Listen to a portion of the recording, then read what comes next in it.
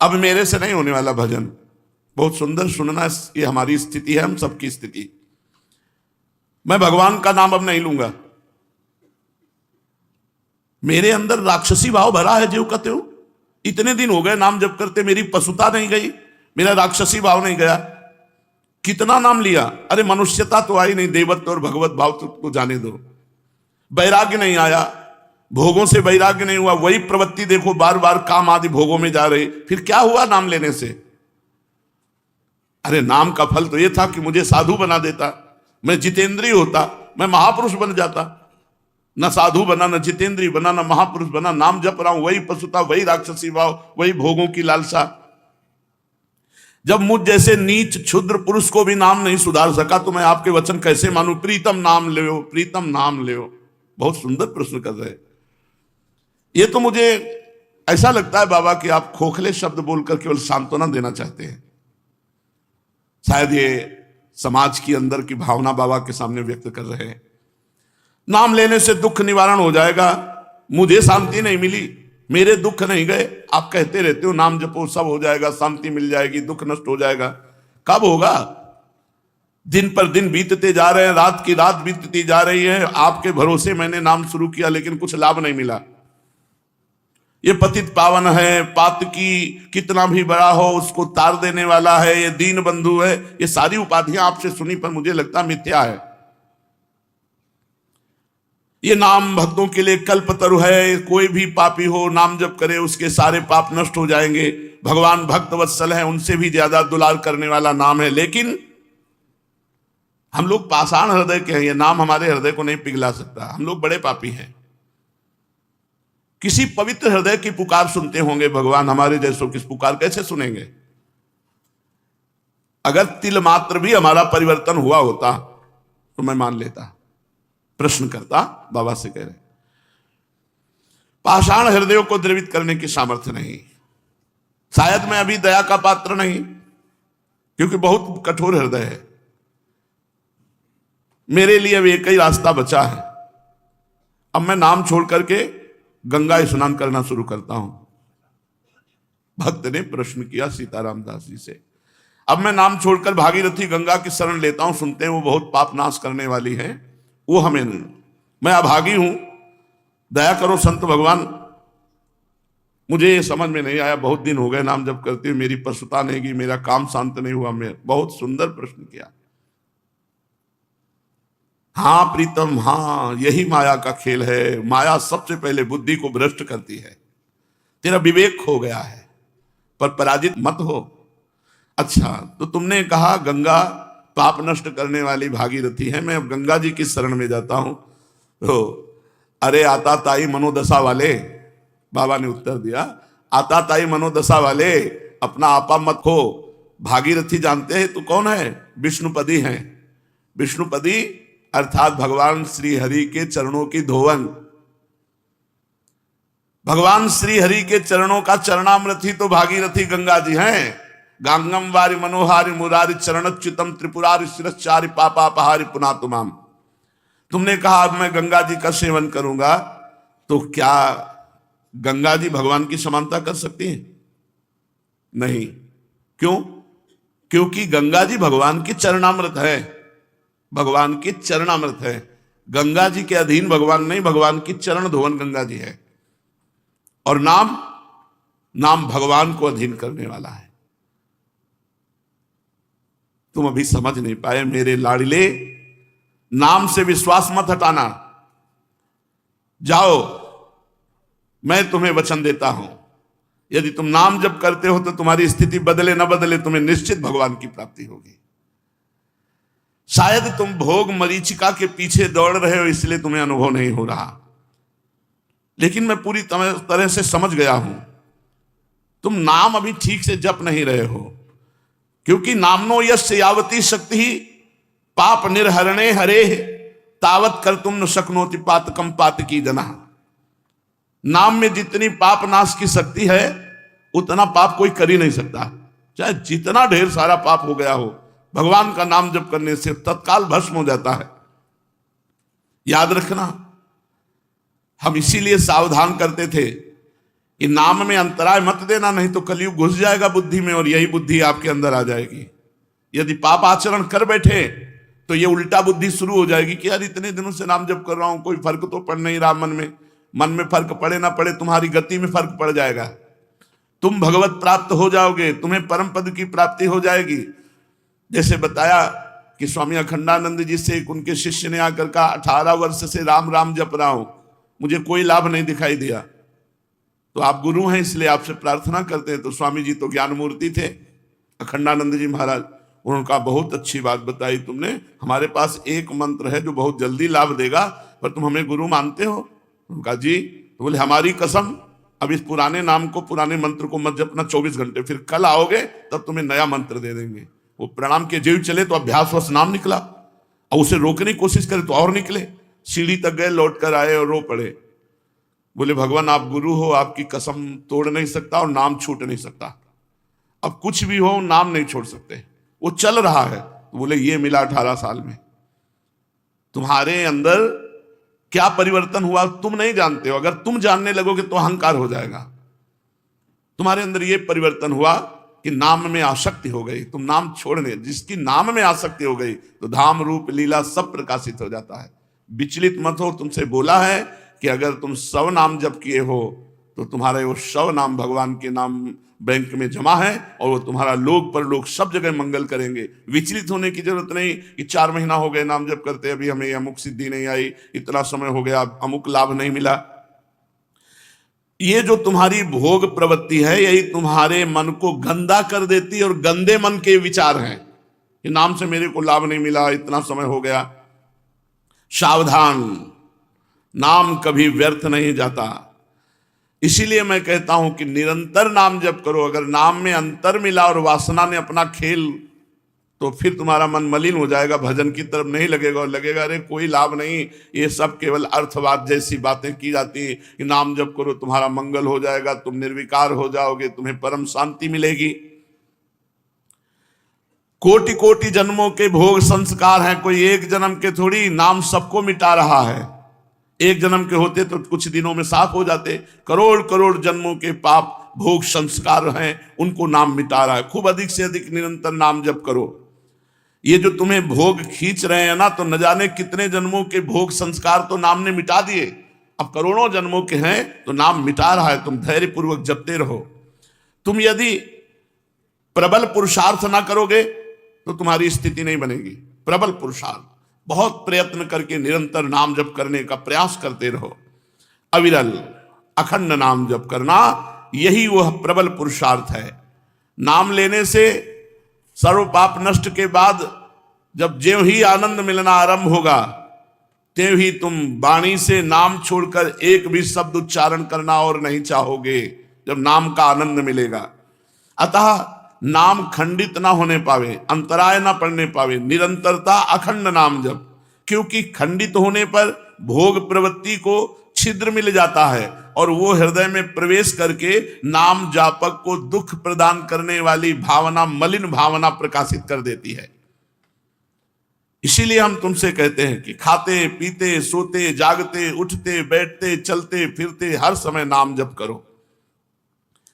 लक्ष्यहीन भटकने से मन विषयों में बंध जाता है, और जब मन विषयों में बंध जाता है तो उसे नाम अच्छा नहीं लगता, कड़ुआ लगता है, फिर गलत अनुभव बुद्धि कराने लगती है।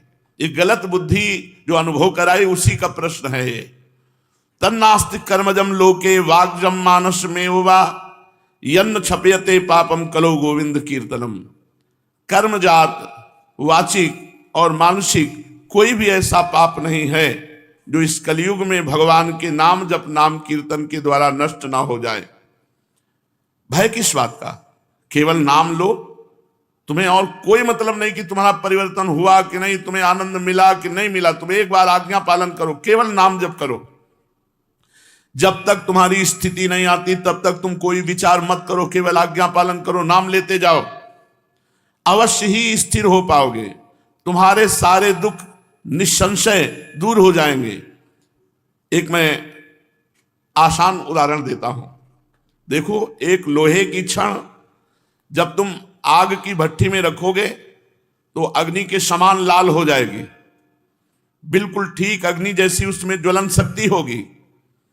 फिर उस लोहे की छड़ को आग से अलग कर लो तो कुछ क्षण बाद उसमें कोई शक्ति नहीं रह जाएगी, ताप भी नहीं रह जाएगा, लोहा अपने मूल धर्म में आ जाएगा। अभी जो संसर्ग धर्म से अग्नि स्वरूप हो गया था लोहे की छड़, उसको अलग करके रख दो तो मूल धर्म लोहे में आ जाएगी, वो लोहा ही केवल रह जाएगा। ऐसे ही भगवान नाम में जिस समय आप मन डुबोते हैं, मन छुआते हैं नाम में, तो उसमें भागवतिक भाव आते हैं। और जब नाम से अलग कर देते हो तो जैसे लोहे की छड़ अलग कर दिया तो उसमें ना आग रह गई, ना तेज रह गया, ना ताप रह गया। ऐसे ही जब नाम से अलग कर देते हो मन, तो फिर वही विषयी मन, वो लोहा लोहा जैसे रह गया, ऐसे विषयी मन रह गया। करोड़ों जन्मों के कर्म दोष भरे हैं तुम्हारे मन में, बड़ी कठिनता से निकला, ऐसे थोड़ी मोक्ष हो जाता है।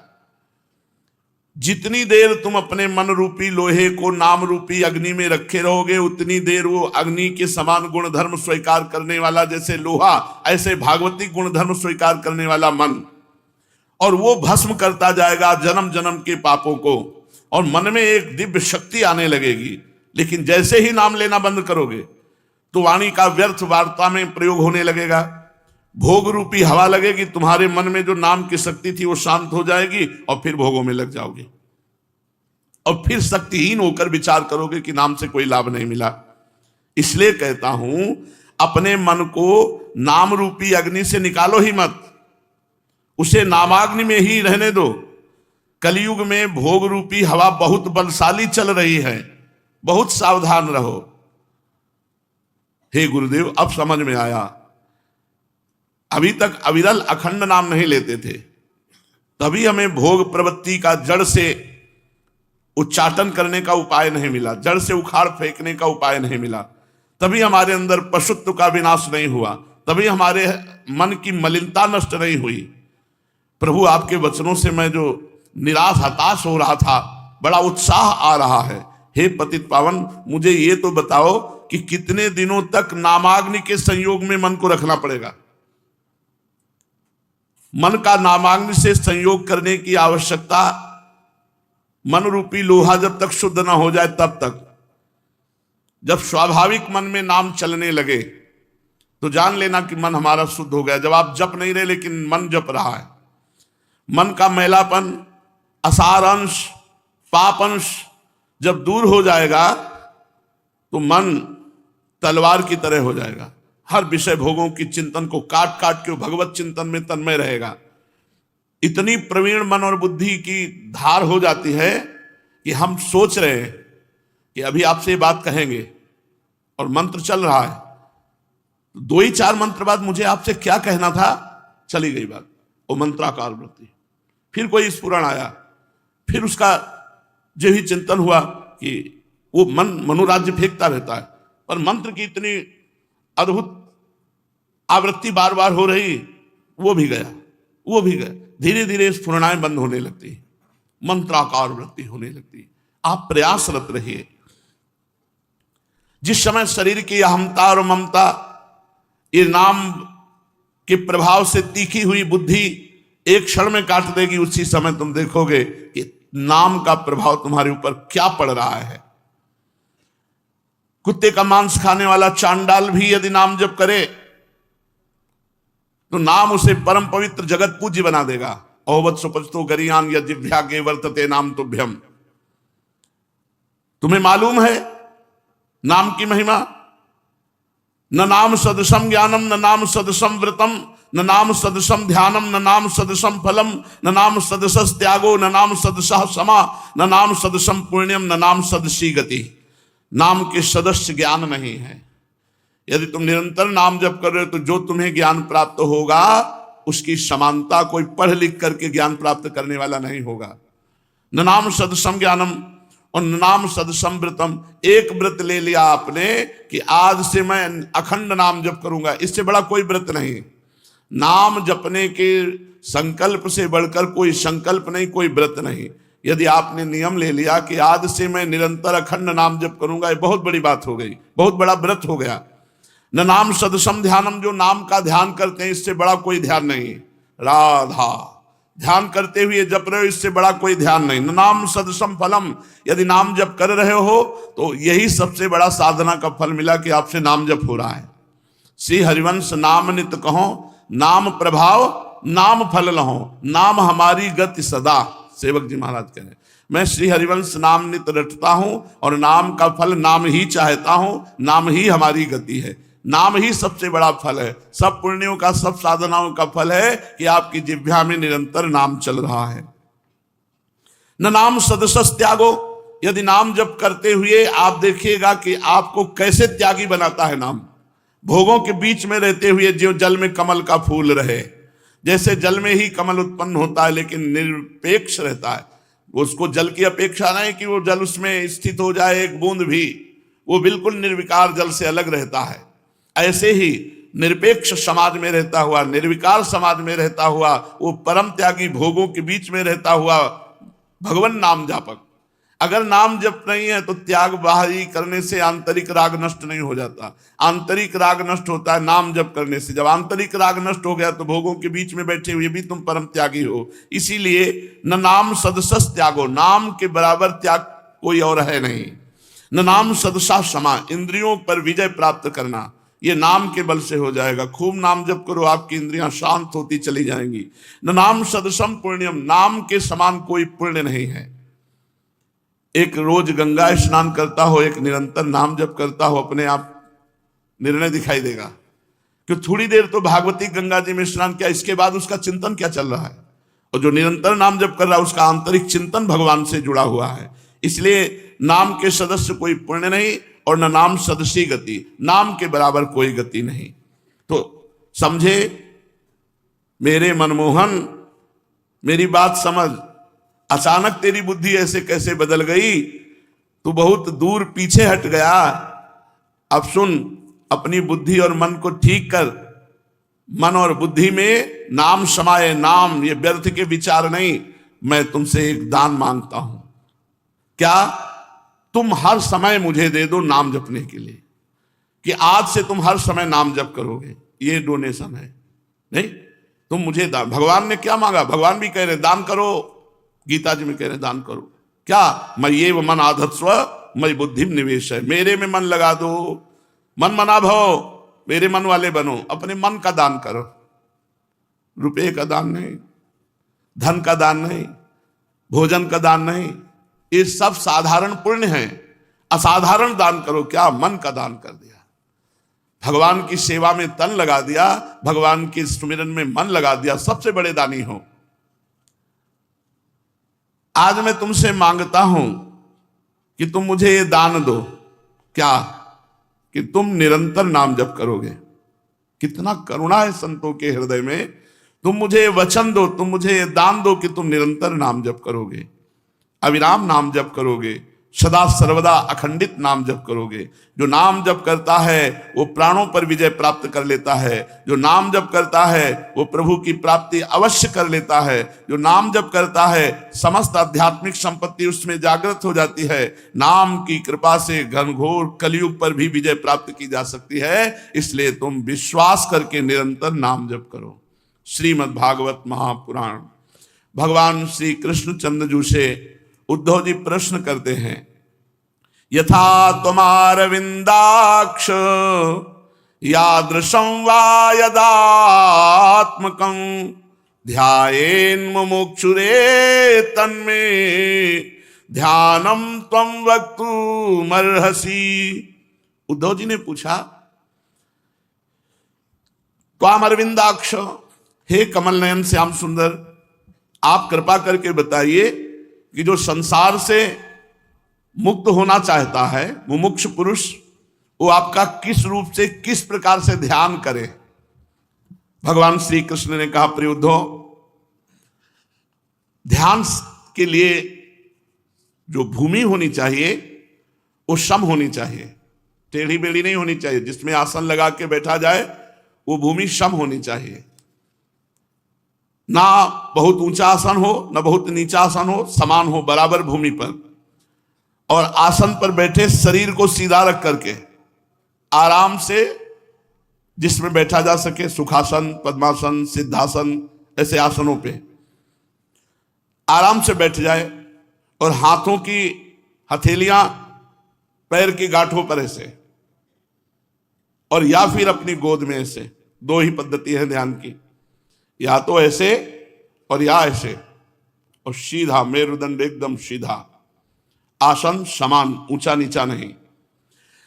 ऐसे बैठ जाए और बैठकर फिर नासिकाग्र दृष्टि करे। यहां अगर ब्रह्मचारी नहीं तो फटने लगेगा, यहां दर्द होने लगेगा, अंदर परेशानी पैदा हो जाएगी।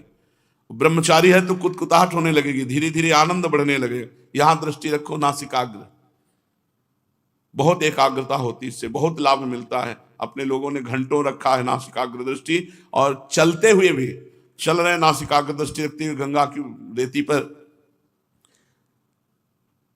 देखो, यहां दृष्टि रखकर देखो नासिकाग्र, और उसी के सामने मंत्र लिखो, करो ध्यान। आसन पे बैठो, मेरुदंड सीधा, या तो गोद में ऐसे हाथ सीधे या फिर ऐसे। नासिकाग्र दृष्टि, नींद तो आएगी ही नहीं, नासिकाग्र दृष्टि में नींद थोड़ी आएगी। ध्यान करना है तो भगवान आदेश कर रहे हैं ऐसे ध्यान करो। न नाम सदसम ध्यानम, चलो रूप का तो भगवान अभी वर्णन करेंगे, नाम का ही ध्यान। तो नासिकाग्र में दृष्टि रख के राधा लिखो, सामने देखो राधा लिखा हुआ है, बार बार राधा राधा, तेजो में राधा, राधा नाम, नासिकाग्र दृष्टि। चक्कर आ जाएगा अगर ब्रह्मचारी नहीं हो तो, ब्रह्मचर्य इसमें चाहिए, नहीं ये सब दर्द करने लगेंगे, आज्ञा चक्र में दर्द शुरू हो जाएगा। इसीलिए नाम जप करो। पर यहां उद्धव जी ने प्रश्न किया तो भगवान उत्तर दे रहे, नासिकाग्र में दृष्टि जमावे, फिर इसके बाद पूरक, कुंभक, रेचक, ये प्राणायाम करें। जैसे सर्दी का समय है तो सूर्य नाड़ी से पूरक शुरू करें। पूरक होता है खींचना। 5 मंत्र शरणागत मंत्र से खींचा, अंगूठा दाहिनी नाक के ऊपर है, खुली हुई बिल्कुल ऐसे रखा हुआ है, आराम आराम से खींचा, फिर रोक लिया, इसे कुंभक कहते हैं। रोक करके कम से कम 10 मंत्र जपे, ऐसे रोक लिया, फिर धीरे से बाईं नाक से निकाले, इसे रेचक कहते हैं, ऐसे।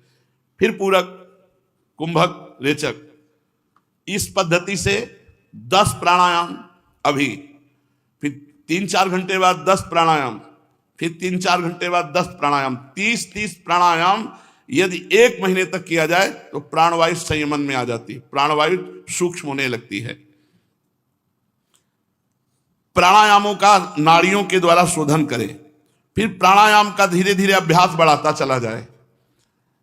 90 प्राणायाम किए, कई वर्ष अन्न नहीं पाया, आलू गुड़ दूध, गांव में यही फलाहार में मिलता था, थोड़ी आलू भुनी हुई या उबली हुई, थोड़ा दूध, थोड़ा गुड़, बस ऐसे कई वर्ष तक करना।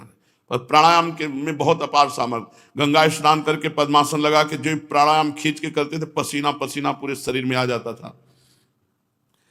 फिर शांत होकर बैठ जाए, वो अपने आप शांत, एकदम एकाग्र हो जाता, शांत, एक अद्भुत आनंद। फिर हृदय में ध्यान करें, कमल नालगत पतले सूत के समान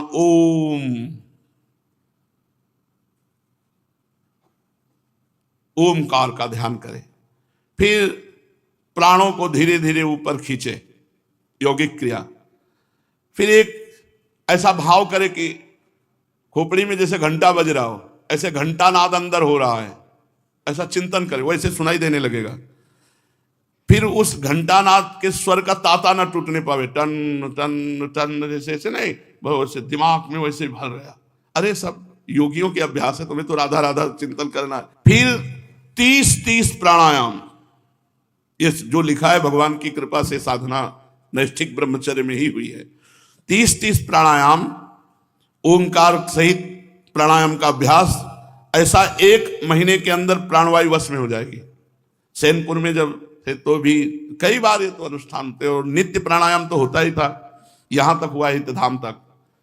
जब राधाचरण जी ने कहा फट जाएगी किडनी आपकी, जो जितनी फूली हुई है इसको डिस्टर्ब मत कीजिए, तो सब बंद कर दिया, आसन प्राणायाम, सिर के बल खड़े होना, सब बंद हो गया। फिर ऐसा चिंतन करे कि हृदय एक कमल है, वह शरीर के भीतर इस प्रकार स्थित, मानो उसकी डंडी तो ऊपर की ओर है, मुंह नीचे की ओर। फिर ध्यान करे कि अब वो हृदय कमल खिल रहा है, अब डंडी नीचे की तरफ जा रही है, कमल ऊपर की तरफ खिलकर आ रहा है। फिर उसके बीच में, कमल की पंखुड़ियों के बीच में पीली पीली अत्यंत सुकुमार कर्णिका है, और कर्णिका के चारों ओर जो पंखुड़ियां हैं वो सूर्य चंद्रमा के समान तेजस्वी हैं। सूर्य चंद्रमा अग्नि का न्यास करना। तदनंतर अग्नि के अंदर देखे कि भगवान का बड़ा सुंदर रूप खिल रहा है, प्रकाशित हो रहा है। मेरे अवयवों की गठन बड़ी ही सुडौल है, मेरे रोम रोम से शांति टपकती है, मुख कमल अत्यंत प्रफुल्लित और सुंदर है, घुटनों तक लंबी मनोहर 4 भुजाएं हैं, बड़े ही सुंदर और मनोहर गर्दन है, मरकतमणि के समान सुस्निग्ध कपोल है, मुख पर मंद मंद मुस्कान की अनोखी छटा है, दोनों कान बराबर, उनमें मकराकृत कुंडल झिलमिल झिलमिल कर रहे हैं, वर्षाकालीन मेघ के समान श्यामल शरीर पर पीतांबर फहरा रहा है, श्रीवत्स एवं लक्ष्मी जी का चिन्ह वक्षा स्थल पर दाएं बाएं विराजमान है। हाथ में क्रमशः शंख चक्र गदा एवं पद्म धारण किए हुए हैं, गले में बनमाला लटक रही, चरणों में नूपुर शोभा दे रहे, गले में कौस्तुभ मणि जगमगा रहे, अपने अपने स्थान पर चमचमाते हुए किरीट कंगन करधनी बाजूबंद शोभायमान हो रहे हैं। मेरा एक एक अंग अत्यंत सुंदर एवं हृदयहारी है, सुंदर मुख प्यार भरी चितवन कृपा प्रसाद की वर्षा कर रही है। उद्धव, मेरे इस सुकुमार रूप का ध्यान करना चाहिए और अपने मन को एक एक अंग में मेरे लगाना चाहिए। बुद्धिमान पुरुष को चाहिए कि मन के द्वारा इंद्रियों को उनके विषयों से खींच ले और मन को बुद्धि रूपी सारथी की सहायता से मुझ में ही लगा दे, चाहे मेरे किसी भी अंग में क्यों ना हो। जब सारे शरीर का मेरा ध्यान होने लगे तब अपने चित्त को खींच कर एक स्थान में स्थिर करे और अन्य अंगों का चिंतन छोड़ दे, बस केवल मेरे मुख को देखे, मंद मंद मुस्कान की छटा से युक्त मेरे मुख का ही ध्यान करे। जब चित्त मुख में ठहर जाए तब वहां से हटाकर आकाश में स्थिर करे, तदनंतर आकाश का चिंतन भी त्याग कर मेरे स्वरूप में आरूढ़ हो जाए, मेरे सिवा किसी भी वस्तु का चिंतन ना करे। जब इस प्रकार चित्त समाहित हो जाता है तो एक ज्योति दूसरी ज्योति से मिलकर एक हो जाती है, वैसे ही अपने में मुझे और मुझ सर्वात्मा में अपने को अनुभव करने लगता है।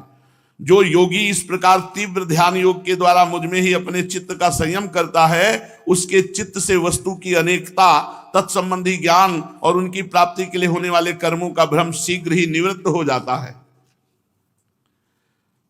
भगवान श्री कृष्ण ने कहा, प्रिय उद्धव, जब साधक इंद्रियां, प्राण और मन को अपने वश में करने लगता है तो उसके पास सिद्धियां आने लगती हैं।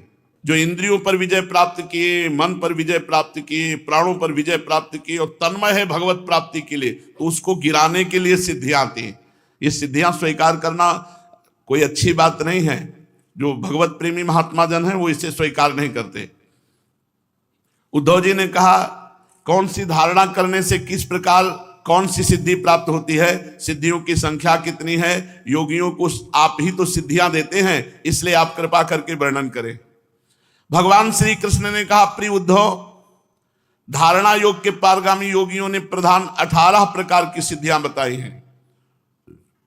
उनमें 8 सिद्धियां तो प्रधान रूप से मुझ में ही रहती हैं और दूसरे योगियों में सतोगुण का जब विकास होता है तो 10 सिद्धियां प्रकाशित होती हैं। 3 सिद्धियां शरीर की हैं, अणिमा, महिमा, लघिमा। इंद्रियों की 1 सिद्धि है प्राप्ति, लौकिक और पारलौकिक पदार्थों के इच्छानुसार अनुभव कराने वाली सिद्धि का नाम प्राकाम्य। माया और उसके कार्यों के इच्छानुसार संचालित करना ईशिता नाम की सिद्धि। विषयों में रहकर भी उनमें आसक्त न होना वसिता नाम की सिद्धि। जिस जिस सुख की कामना करे उसकी सीमा तक पहुंच जाना कामावसायिता नाम की 8वीं सिद्धि है। अणिमा, महिमा, लघिमा, प्राप्ति, प्राकाम्य, ईशिता और वसिता और कामावसायिता, ये 8 सिद्धियां भगवान में रहती हैं। ये 8 सिद्धियां मुझ में स्वभाव से ही रहती हैं और जिन्हें मैं देता हूं उनको अंश में प्राप्त होती है।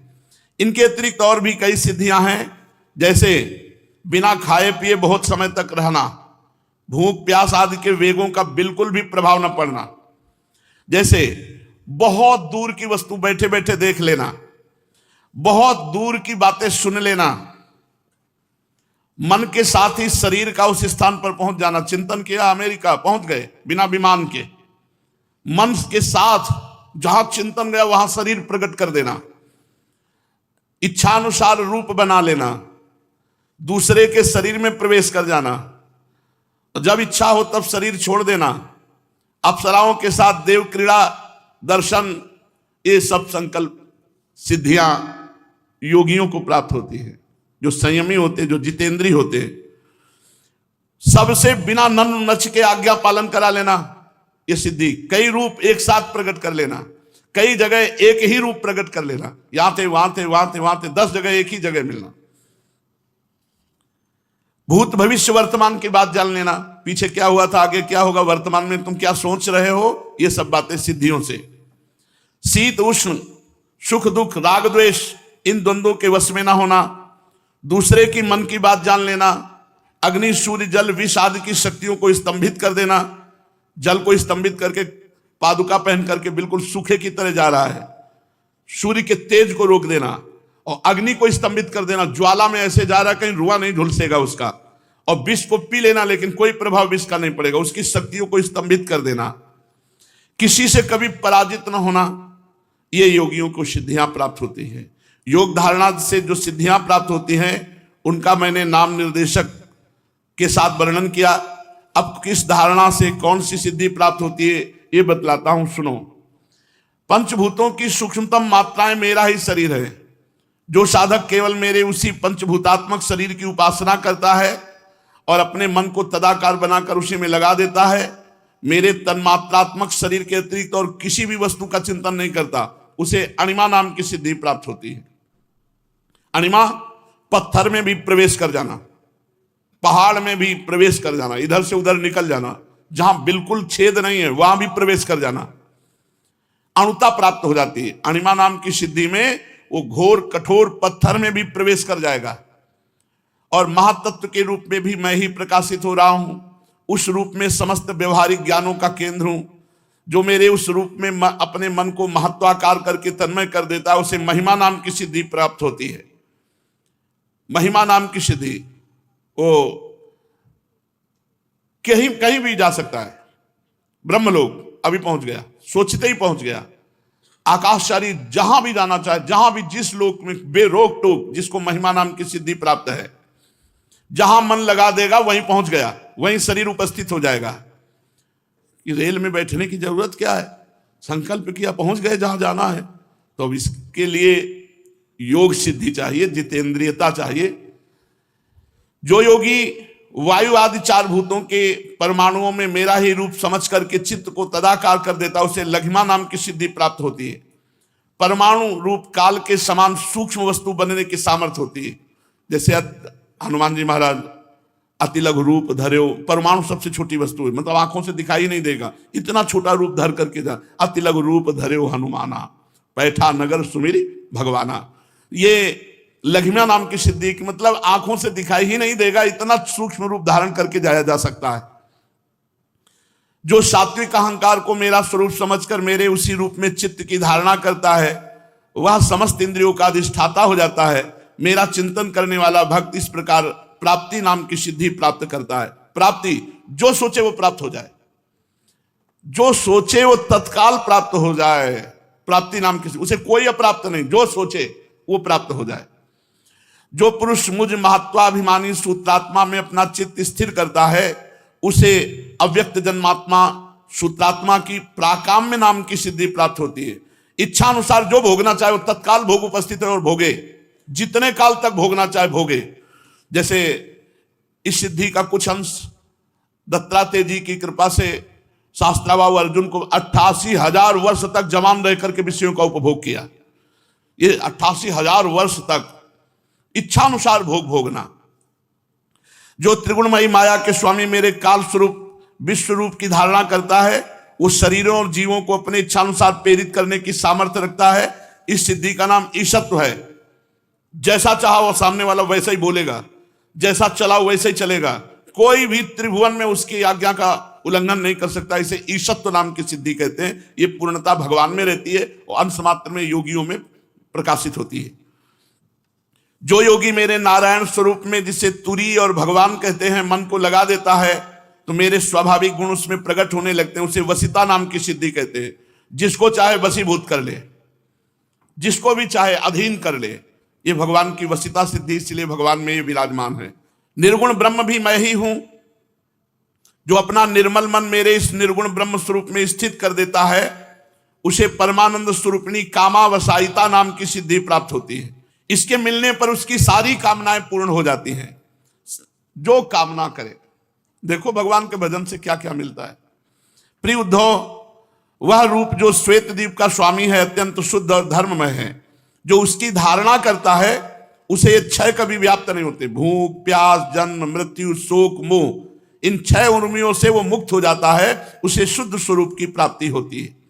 मैं ही समष्टि प्राण रूप आकाश आत्मा हूं, जो मेरे इस अनाहत नाद का चिंतन करता है वो करोड़ों कोस दूर बैठकर सुन सकता है। करोड़ों कोस। वो आदमी अमेरिका में इस समय ये बात कर रहा है, उसको सुनाई दे रहा है, कान से सुनाई दे रहा है। तुम मन से कुछ बोल रहे हो, अच्छा तुम ये बोल रहे हो, तो आदमी एकदम अवाक हो जाता है, ये बात कैसे पता। ये सब सिद्धियां हैं, और ये जिनको सब सिद्धियां प्राप्त होती है उसको प्रेम प्राप्त नहीं होता। इसीलिए रिद्धि सिद्धि पेरे बहुआई, बुद्धि लोभ दिखावे भाई, होए बुद्धि जो परम सयानी, तिन तन चितई ना नहीं। लुभायमान साधक हो जाता है कि यार कुछ तो हमें भी आना चाहिए, नहीं कुछ दिखा, पर इसके लिए बहुत ऊंचे उठना पड़ता है। अल्पाहार, पवित्रहार, इंद्रियों पर विजय, मन पर विजय, निरंतर भगवदाकार वृत्ति, तब सिद्धियां सब आती हैं। पर संत जन इन सिद्धियों का तिरस्कार कर देते हैं और भगवान को नमस्कार करते हुए उनके लिए रोना, उनके लिए तड़पना, ये जिसको ये सिद्धियां प्राप्त होती वो नहीं प्राप्त होती। एकांत में बैठकर भगवान के लिए रो रहा है, भगवान के विरह में तड़प रहा है। तो बहुत सी सिद्धियों का भगवान ने वर्णन किया। शेष चर्चा आगे। श्री राधा वल्लभ लाल।